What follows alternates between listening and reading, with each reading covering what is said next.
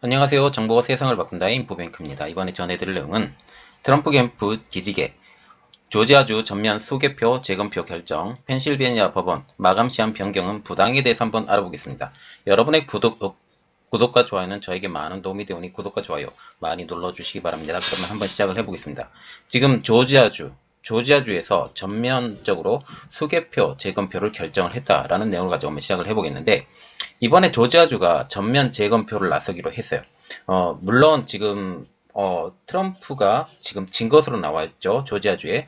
그런데 트럼프 캠프에서 그 계속적으로 지속적으로 이것은 무효다 아니면 잘못됐다라고 계속 이야기를 하자 드디어 재검표에 나서기로 했던 것이죠. 브래드 라펜스퍼거 조지아주 국무장관은 10일날 기자회견에서 수작업을 통해서 이번 대선표의 재검표를 실시한다고 발표했어요. 자, 여기서 보면 중요한 거예요. 수작업이죠. 기계 재검표를 하지 않는다라는 겁니다. 그러면 더 정확해지겠죠. 이렇게 더 정확한 방법으로 재검표를 실시한다라고 지금 밝히고 있습니다. 라펜스버거 장관은 모든 합법적인 표를 개표할 것이라고 말하면서 재검표와 검사를 한꺼번에 진행할 것이라고 했습니다. 그는 재검표 진행과 관련해서 법으로 규정된 과정이라고 말을 했죠. 그러면 이번 재검표를 할 수 있었던 배경이 무엇이냐라는 것이죠. 조지아 법에서는 이렇게 말을 하고 있어요. 후보 간 득표차가 0.5%포인트 이하이면 자동 재검표에 들어간다라고 말을 했는데, 이번에 자동 재검표를 하더라도 기계식 재검표를 할 수 있었어요. 그런데 이번에는 손으로 직접 재검표를 한다라는 거죠. 그래서 이번에 2020년 대선 득표차는 14,111표로 0.3%포인트밖에 차이가 나지 않기 때문에 재검표에 들어갈 수 있었지만 수검표로 재검표를 했다라는 게 가장 큰 의의가 되겠습니다.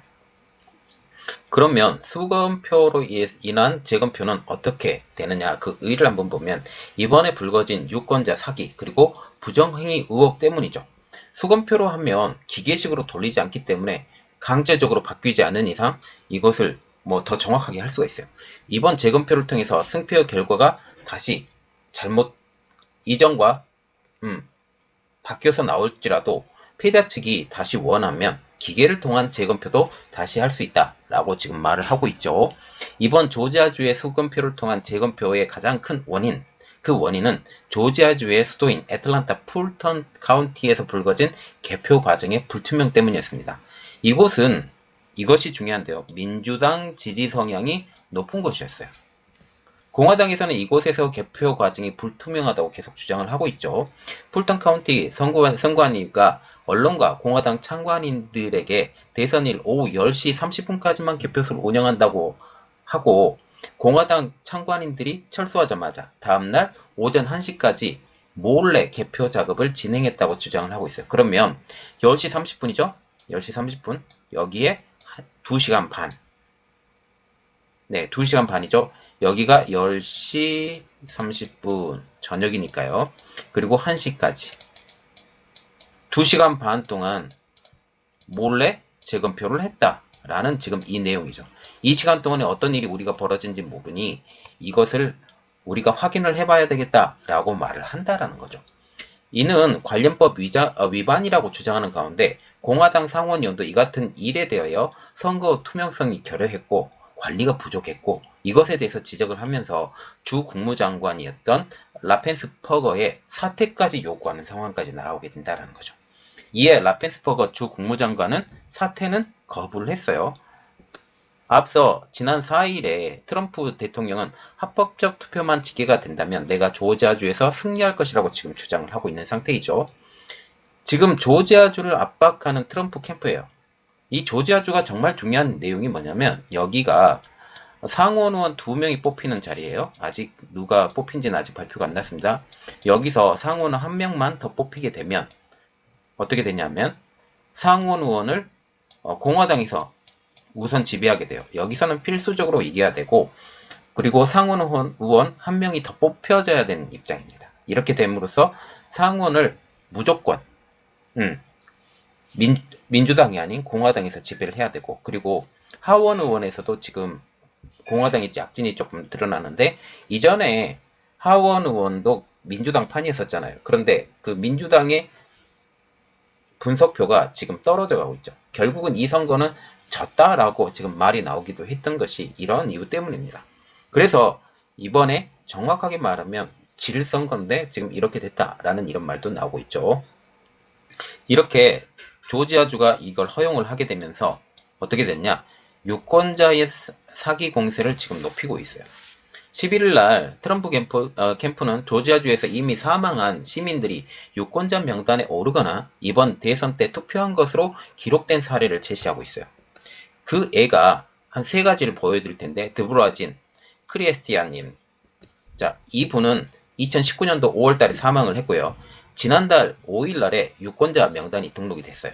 그리고 기본적으로 유권자 명단을 등록을 한다라는 것은 뭐냐면, 미국의 선거제도는 좀 웃긴데 우리나라 같은 경우는 한 사람 한 사람마다 투표권이 다 주어져요. 18세 이상이면 투표권이 다 주어지는데 미국은 안 그렇습니다. 어떤 선거제도냐면 미국은 선거를 하려면 유권자 명단에 자기 이름을 올려야 돼요. 유권자 명단에 올리면서 이 사람이 나는 어떤 당을 지지하는지 지지 성향의 당까지도 표시를 하게 돼 있어요. 이런 것을 보아서 지금 이 사람은 공화당에 지지를 하고 있고 어떤 사람은 민주당에 지지를 하고 있다는 것을 이미 거기서부터 파악이 돼요. 전체적으로 보면 민주당 지지세가 훨씬 더 많습니다. 미국 같은 경우는. 그런데 지금 이 선거제도, 여러가지 선거제도를 따라서 지금 공화당과 민주당이 서로 힘의 균형을 맞춰가고 있죠. 어쨌든 다시 내용을 들어가서요. 자, 이게 드보라 크리스티안센에 대해서 이게 부고에 대한 내용인데요. 이 그림 나와 있고 사진도 나와 있죠. 여기에 보면 2019년도 5월 24일 날 죽었다, passed away라고 지금 나와 있어요. 여기 정확하게. 그리고 나이는 39세로 나와 있죠. 여기 나와 있습니다. 이게 부고에 대한 기사를 띄운 거예요. 그런데 보세요. 이 사람이 2019년도 5월 며칠날? 24일날 죽었다고 지금 나와 있는데 지난달 5일날 유권자 명단에 등록이 됐다면 누가 대신 했겠죠. 그렇게 된 겁니다. 또한 제임스 블라록입니다. 14년 전에 사망을 했다고 나와 있고 이분도 역시 유권자로 등록이 됐습니다. 그리고 세 번째 린다 캐슬러 2003년도에 사망이 됐고 이분은 우편으로 투표가 됐다고 해요. 트럼프 캠프는 이 같은 예를 들면서 사망을 한 사람들이 투표가 되어 있는 것은 사기라고 지금 주장을 하고 있죠. 또한 합법적으로 투표를 한 유권자들이 불법적인 투표로 인하여 자신들의 투표 행위가 무의미한 일이 되지 않아야 된다고 지금 주장을 하고 있습니다. 이에 대해서 조지아주 국무장관인 브래드 라펜스퍼거는 이와 관련돼서 어떠한 논평도 하지 않고 단지 20일까지 전면 수교표로 재검표를 마치겠다라고 지금 발표를 한 상황이죠. 자, 이 두 번째 내용입니다. 펜실베니아예요. 펜실베니아가 이번에 최대 격전지죠. 20석의 선거인단을 갖고 있는데요. 굉장히 크죠. 20석입니다. 작은 숫자 아니에요. 여기에 주 국무장관이 대선 이틀 전 마감시한 변경은 부당하다고 법원에서 지금 행정명령이 갔어요. 이렇게 하면 어떻게 됐냐? 그 마감시한 변경 이후에 들어온 표는 무효표가 되는 거죠. 그래서 한 10,000표 정도 무효표가 되는가요? 그리고 또 다른 내용들이 있어요. 지금 10,000표 가지고는 뒤집기는 어렵거든요. 뒤집기는 어려운데 다른 내용들이 있으니 한번 들어주시기 바랍니다. 지금 주 국무장관의 결정을 뒤엎은 펜실베니아 법원이에요. 펜실베니아 주에서 우편 투표자 신원 확인 기한을 연장한 주 국무장관의 결정이 부당한다는 판결이 나왔어요. 이 주 국무장관이 누구냐? 민주당 계열 소속이에요. 주 항소법원인 메리 한나 레비 판사는 12일날 우편 투표자의 신원 확인 기한을 11월 9일에서 12일로 사흘 연장한 캐시 부크바 주 국무장관의 결정은 권한받기라고 지금 판결을 했어요. 지금 트럼프 정부에 계속 좋은 소식이 들려오고 있어요.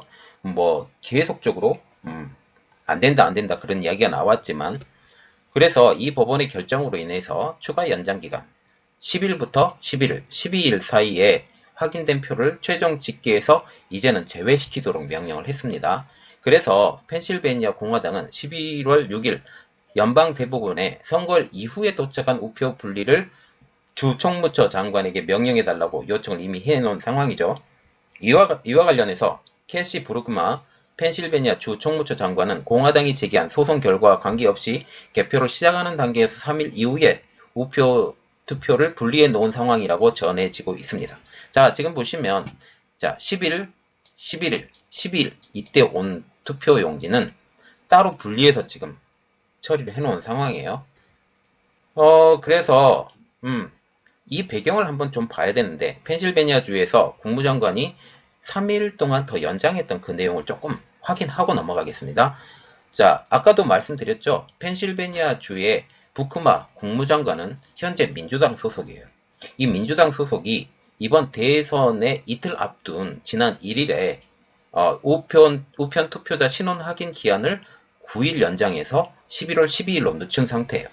주선거법에 의하면 신원 확인에 문제가 있을 경우 대선일 후 6일까지 확인 기한이 연장을 허용할 수 있다라고 말을 했는데, 그러나 부크마 장관은 법에서 허용하는 최대 6일에서 3일을 더한 9일을 추가를 해버린 거죠.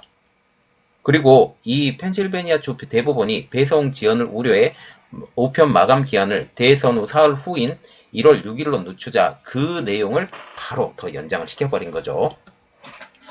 이에 대해서 트럼프 캠프는 부크마 장관의 결정이 권한받기라고 하면서 소송을 제기했고, 이번에 법원은 이 의동이 타당하다면서 트럼프 캠프에 손을 들어준 것이 이번 내용입니다. 그러면 이번 법원의 선언의 의의를 한번 볼게요. 어떤 의의가 있느냐? 아직까지는 이번 법원의 판결이 어떤 영향을 줄지는 알지 못합니다. 부크마 장관은 대선일 11월 3일을 넘겨 6일까지 사흘간 도착한 우표 투표가 약 1만 장 정도라고 지금 밝히고 있어요. 1만 장 정도가 된다고 밝히고 있는데, 이것 가지고 펜실베니아의 결론을 뒤엎지는 못합니다. 결론적으로 얘기를 드릴게요. 그래서 현재 개표가 99% 진행된 상황에서 민주당의 조 바이든 후보가 약 6만 3천 표 정도 앞서고 있는 상태예요. 그러면 여기 1만 장 정도라고 지금 얘기가 됐으니까 6만 3천 표에서 1만 장을 빠지더라도 5만 3천 표 최대 다 1만 표가 다 민주당 조 바이든을 찍었다고 예상하고 최대 5만 3천 표까지 지금 앞설 수 있다는 상황이죠. 그래서 이번 판결이 선거 결과에 영향을 미치지 않는다라는 평가가 나오고 있습니다. 그런데 우리가 한 가지 더 눈여겨봐야 될 것은 이게 정말 1만 장 정도냐 아니면 더 되느냐, 한 2만 장, 3만 장도 될 수 있을 수도 물론 있어요. 그러나 이러한 6만 3천 표를 뒤엎기에는 아직은 역부족이라는 평가가 나오고 있죠. 그런데 단지 이것이 문제라면 크게 문제가 되지 않죠. 그런데 이것만이 문제가 아니에요. 몇 가지 상황이 지금 복합적으로 펜실베니아에서 진행 중인데요. 이것에 대해서 조금 알아볼게요. 이번 법원의 선언과 함께 펜실베니아에서 지켜봐야 할 내용. 첫 번째, 잠정투표입니다. 현재 펜실베니아의 잠정투표 수는 약 9만 4천 표. 이 잠정투표가 무엇인지 기본적으로 알아야 돼요. 잠정투표란 유권자의 신원 확인이 충분치 않은 투표수예요. 일단 이것은 투표한 후에 선관위가 추후 검증한다고 지금 얘기가 나오고 있고, 현지 언론의 비공식 집계에 따르면 12일 오전까지 약 2만 7천 표가 개표되어서 아직 6만 표 이상의 잠정표가 나와 있다라고 지금 말을 하고 있어요. 그러면 이 6만 표 가운데 얼마나 조 바이든에게 갔느냐라는 것을 지금 다시 한번 생각을 해봐야 된다라는 거죠. 예. 그래서 어떻게 될지 모르겠습니다. 특히 잠정투표는 중복 여부와 유효성의 확인이 반드시 또 필요한 거죠. 그리고 두 번째, 우편투표에 대한 개표 작업. 현재 우편투표는 약 2만 표 이상 남은 상태입니다. 인정되는 우편투표에 대한 개표 작업은 계속 진행될 겁니다. 일단 이것이 개표한 후에 선관위의 추후 검증도 또 있을 겁니다. 그리고 세 번째로, 연방대법원에 걸린 소송. 이게 제일 중요한데요.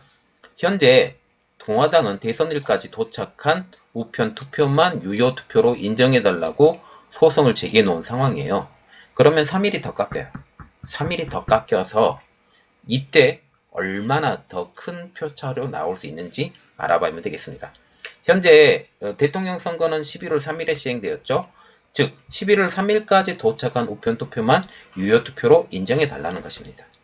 지난 9월달 우편 투표 마감 기한을 연장한 주 대법원 결과가 정당한지를 가려서 연방 대법원에 소송을 냈다가 기각되었지만 새로운 정점으로 다시 소송을 낸 상태라고 지금 말을 하고 있어요. 트럼프 캠프에서도 비슷한 소송을 지금 준비 중이며 지난 9일에는 공화당 소속 10개 주 법무장관이 우편 투표 마감 기한 연장에 무료라고 의견서를 연방 대법원에 제출한 상태예요. 그러면 이 10개 주에 지금 캐스팅 보트가 되는 이런 주들이 여러 개 있죠. 한 6개, 7개, 미시간주, 위스콘신, 노스캐롤라이나는 지금 이거 이겼고, 그리고 애리조나, 이런 데죠. 필라델피아. 이런 데서 이게 이대로 인정이 된다면 이야기가 좀 바꿔지는 거죠. 그리고 네 번째로 부적절한 개표로 추정되는 투표용지. 현재 공화당이 지금 의심하고 있는 게 부적절한 개표로 추정되는 투표용지예요. 이 투표용지만 해도 수천 개의 투표용지가 있다고 지금 문제를 제기하고 있는 상황이에요. 그리고 지금 펜실베니아에서도 사망자 투표에 의혹이 있다라고 지금 이야기가 나오고 있어요. 그래서 그 예를 몇 사람만 일단 드려줄게요. 존 그라나한 여러 표가 있어요. 그런데 이 중에 몇 명만 일단 있는 것으로 파악이 되면 이것은 우리나라는 사망자가 투표를 전혀 할 수 없죠. 왜냐하면 우리나라는 지금 우편투표가 없습니다. 해외에 있는 사람들만 우편투표가 되죠. 그런데 그 사람들도 사망 확인이 바로 되죠. 거기서. 그래서 안됩니다. 자, 보면 존 그라나한 펜실베니아 앨런타운 주민이고요. 2019년도 5월달에 95세로 사망을 했습니다. 주디 프레스토 펜실베니아 사우스파크 주민인데 2013년 6월달에 69세로 사망. 지금 이 여자의 이름으로 유권자 등록도 되고 선거에 그녀의 이름으로 지금 투표가 된 상황이에요. 세 번째로 엘리자베스 바트먼 드락스 힐 주민이고요. 2008년 6월달 83세로 사망. 올해 9월달에 유권자 등록이 되어 있고 지난주 선거에서 그의 이름으로 투표를 한 상황입니다. 지금 이러한 투표 기록들은 각 주의 주 홈페이지 등을 통해서 온라인으로 공개가 된 상황이에요. 물론 주마다 필요한 정보와 접근성의 차이는 있을 수 있어요. 펜실베니아 같은 경우는 이름과 운전면허 번호로 조회를 할 수 있지만 이것은 미국 내에서만 접속이 가능해요. 외국은 접속이 불가능합니다. 플로리다 같은 경우는 해외에서도 접속이 가능하고 이름, 생년월일만 입력하면 이 사람이 투표를 했는지 안 했는지 알 수 있어요. 그래서 이러한 사망자 투표에 대해서도 펜실베니아 주 국무장관은 이 문제와 관련해서 논평도 하지 않았고 주요 언론사들도 트럼프 캠프의 이러한 그 사망자 투표에 대해서 아무런 공식 반응도 내놓지 않고 있어요.